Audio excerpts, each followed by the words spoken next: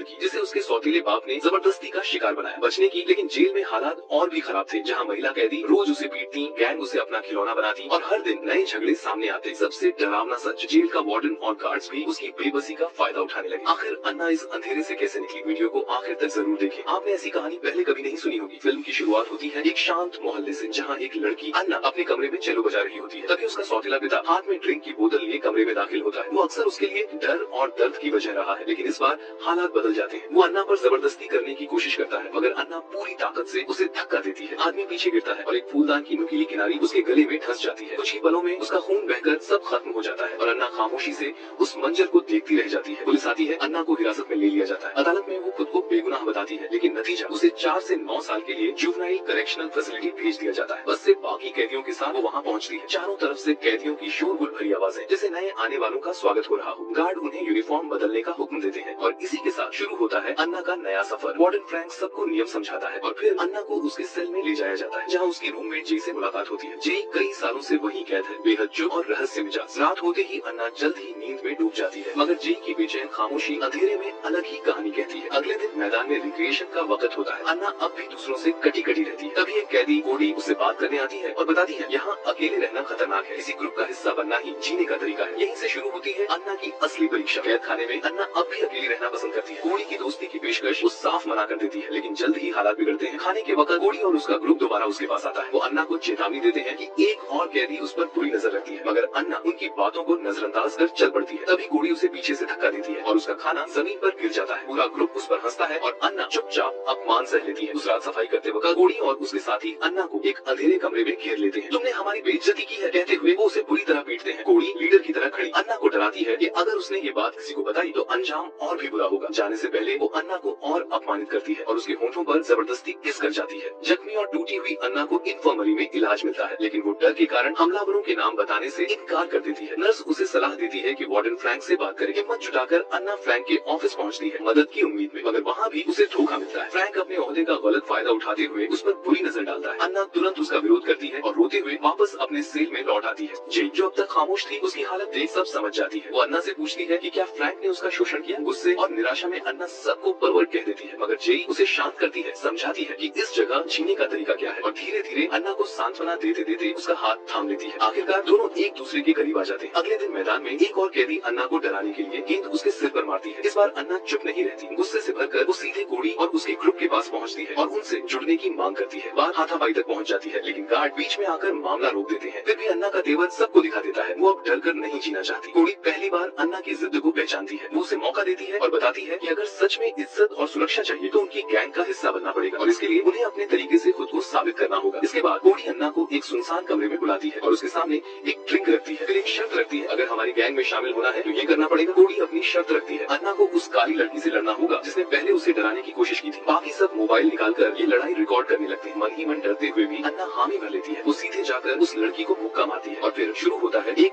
जबरदस्त झगड़ा। मामला इतना बढ़ जाता है कि गार्ड्स को बीच में आकर रोकना पड़ता है। सजा के तौर पर अन्ना को नंगा करके एक अंधेरे सॉलिटरी सेल में डाल दिया जाता है। पूरे 47 घंटे तक तन्हाई और अंधेरे में वो टूटने लगती है। सजा पूरी होने के बाद उसे फिर वार्डन फ्रैंक के ऑफिस में बुलाया जाता है। फ्रैंक अपने चेहरे पर अजीब सी संतुष्टि लिए उसे याद दिलाता है कि वो उसकी हर हरकत पर नजर रख रहा है। वो धमकी देता है कि अगर अन्ना ने उसकी बात नहीं मानी तो अगली बार और भी लंबी व सख्त सजा मिलेगी। डर के मारे अन्ना चुप हो जाती है और फ्रैंक इसी कमजोरी का फायदा उठाकर उस पर जबरदस्ती अपनी हवस पूरी करता है। बाद में गंदगी और शर्मिंदगी से भरी अन्ना बार बार नहाकर और उल्टी करके इस दाग को धोने की कोशिश करती है। अगले दिन वो औपचारिक रूप से कोडी की गैंग में शामिल हो जाती है। एक छोटे कमरे में उसके हाथ पर टैटू बनाया जाता है जो इस गैंग का निशान है। सबके चले जाने के बाद कोडी उसे अपने पास खींच लेती है और जबरदस्ती एक नजदीकी बल थोपती है। कोडी वादा करती है कि अब से वो अन्ना की हिफाजत करेगी, लेकिन ये रिश्ता भी मजबूरी और डर के धागों में बंधा है। अचानक एक और लड़की कमरे में दाखिल हो जाती है, मगर कोडी तुरंत उसे टाल देती है। तभी एक गार्ड आता है और अन्ना को वापस उसके सेल में ले जाता है। अगली सुबह अन्ना की माँ उससे मिलने आती है। अन्ना उम्मीद करती है कि माँ उसका दर्द समझेगी, उसे सहारा देगी, लेकिन उल्टा माँ उस पर चीखती है, उसे उसके सौतेले पिता का कातिल कहती है। अन्ना बार बार समझाने की कोशिश करती है कि उसने जानबूझकर कुछ नहीं किया, मगर माँ उसकी एक भी बात नहीं मानती। गुस्से में आकर वो अन्ना को मार भी देती है और आखिरकार गार्ड्स को बीच बचाव करना पड़ता है। अपनी बेटी से मुलाकात का नतीजा अन्ना के लिए और भी दर्दनाक हो जाता है। उसकी माँ गुस्से से भरी हुई कहती है, काश तुम हमेशा के लिए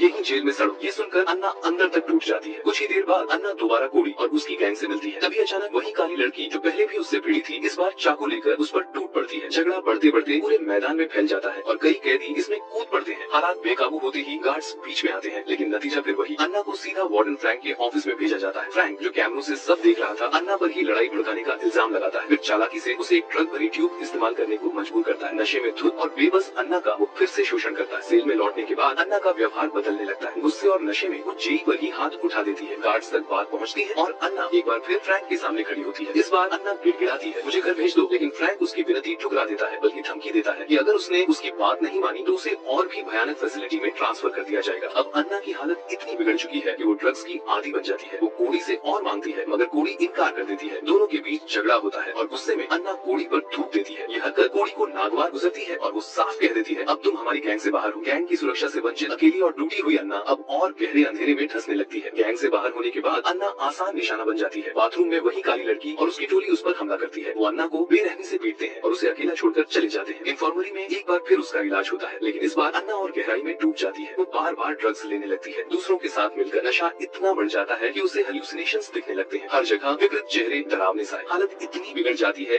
कि गुस्से और दर्द में वो अपने हाथ पर खुद ही डेड टैटू कर लेती है। धीरे धीरे उसका शरीर भी जवाब देने लगता है। एक दिन वो अपने सेल में उल्टियां करने लगती है। जेई उसे समझाती है कि किसी ड्रग काउंसलर से मदद ले, मगर अन्ना हंसकर उसकी बातों को मजाक बना देती है। ये जेई को और भी चोट पहुंचाता है। दिन बीतते हैं और उसकी हालत और बिगड़ती है। आखिरकार अन्ना उसी लड़की का सामना करती है जिसने बाथरूम में उसे मारा था, लेकिन ये लड़ाई इतनी बढ़ जाती है कि गार्ड तक घायल हो जाते हैं। हालात काबू से बाहर हो जाते हैं और आखिरकार स्पेशल फोर्सेज आकर कैदियों को काबू में करती है। नतीजा वही, अन्ना दोबारा सॉलिटरी कंफाइनमेंट में भेज दी जाती है। रिहाई के बाद कोड़ी उससे मिलने आती है। इस बार वो जेई का मजाक उड़ाती है। अन्ना गुस्से में साफ कहती है, हम न दोस्त हैं न दुश्मन, अब मुझे अकेला छोड़ दो। कोड़ी चुपचाप चली जाती है। उस रात जेई अन्ना के पास रहती है, उसे सांत्वना देती है। दोनों एक बार फिर एक दूसरे की बाहों में सुकून ढूंढते हैं, लेकिन अगली सुबह जब जेई उसे ड्रग्स छोड़ने की सलाह देती है, अन्ना उसकी बात सुनने को तैयार नहीं होती। वो फिर से उन्हीं लड़कियों के पास चली जाती है। जैसे ही वो ड्रग्स लेने ही वाली होती है, कोड़ी आ धमकती है और उसे रोकने की कोशिश करती है, मगर अन्ना भड़क उठती है, चिल्लाने लगती है। माहौल इतना बिगड़ जाता है कि फिर से स्पेशल फोर्सेस को बुलाना पड़ता है। इस बार वार्डन फ्रैंक खुद हालात संभालने आता है। गुस्से और निराशा में अन्ना एक टूटी हुई बोतल से खुद को नुकसान पहुंचाने की धमकी देती है। गार्ड उसे काबू करने की कोशिश करता है, लेकिन इस अफरातफरी में फ्रैंक के चेहरे पर खरोंच आ जाती है। आखिरकार अन्ना को काबू में कर लिया जाता है और एक बार फिर उसे अंधेरी सॉलिटरी सेल में डाल दिया जाता है। अन्ना को एक बार फिर कपड़े उतारकर अंधेरी सॉलिटरी सेल में डाल दिया जाता है। इस बार वक्त और भी लंबा है। तन्हाई, अंधेरा और निराशा उसे पूरी तरह तोड़ने लगते हैं। हताशा में वो अपने खाने की ट्रे तोड़कर उसके टुकड़े से खुद को घायल कर लेती है। गार्ड उसे खून से लथपथ पाता है और तुरंत मदद बुलाता है। जब अन्ना होश में आती है तो खुद को साइक वार्ड में डॉक्हान की देखभाल में पाती है। डॉक्हान उसे भरोसा दिलाती है कि वो मदद के लिए है। अन्ना खुलकर कहती है कि उसने खुदकुशी करने की कोशिश नहीं की, वो बस इस दर्द और तन्हाई से निकलना चाहती थी। कुछ दिनों बाद उसे जनरल वार्ड में शिफ्ट कर दिया जाता है। वहाँ एक नर्स उसकी देखभाल करती है, उसे हिम्मत देती है। बेहतर महसूस करते ही अन्ना अपनी माँ से मिलने की रिक्वेस्ट करती है। इस बार नजारा बदल चुका होता है। माँ अपने पिछले बर्ताव पर माफी मांगती है और वादा करती है कि वो अन्ना की पढ़ाई और उसके स्कॉलरशिप को वापस दिलाने में मदद करेगी। घर खोने के दर्द ने माँ को अपनी गलतियाँ दिखा दी थी। अन्ना के दिल में पहली बार उम्मीद की एक छोटी सी किरण जगती है, लेकिन ये सुकून